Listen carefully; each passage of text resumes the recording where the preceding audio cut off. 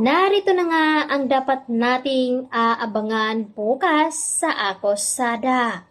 Nagulat nga itong si Carol sa kanyang nakita dahil doon sa isa sa kanilang gamit na regalo dito ni Dennis. At doon nga nakita ni Carol ang kamera na nakalagay doon. At ito pa dito sa dollhouse ni Leah.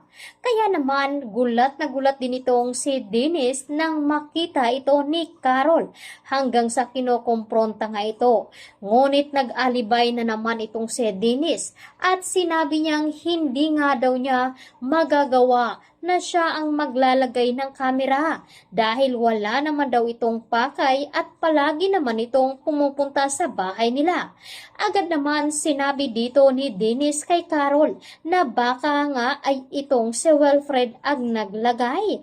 Ngunit ano nga ba ang pakay ni Wilfred? At naalala nga noon ni Carol na napag-usapan nga nila ni Wilfred na ayaw nga nitong maglagay ng CCTV sa kanilang bahay. Hanggang sa nag-usap-usap nga mga ito. At dahil dyan, iba nga ang kutob dito ni Carol. Dahil unti-unti na nga daw niyang nakikita ang tunay na kulay dito ni Dennis.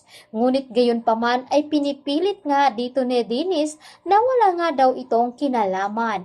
Samantalang, matapos nga ang pagtatalo dito nila ni Ronnie at ni Dennis doon sa police station at muntika na nga itong masakal.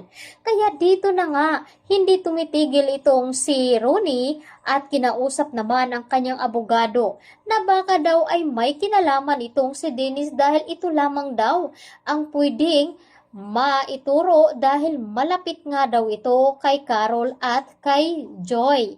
At dahil dyan ay tutulungan naman ni Carol at tutulungan dito ni Ronnie itong si Carol upang malaman ang katotohanan. At dahil dito ay lihim naman na mag-iimbestiga itong si Carol upang makakuha ito ng ebidensya dahil mabigat nga daw talaga ang kanyang loob. At dahil dito ay tila natatakot na siya dito kay Dennis. At dito na nga tatanungin ni Carol itong si Dennis na noong nag-aaway nga sila ni Wilfred at nung gabi na iyon at kung tumawag ito sa kanya. Tinanong dito ni Carol kung saan nga daw ito noong kasagsagan na naaksidente nga itong si Wilfred.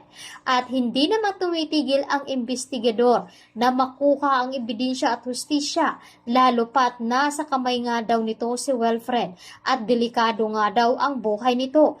Kahit na sinabi nga dito ni Wilfred sa kanya na nasa panganib ang buhay ni Carol.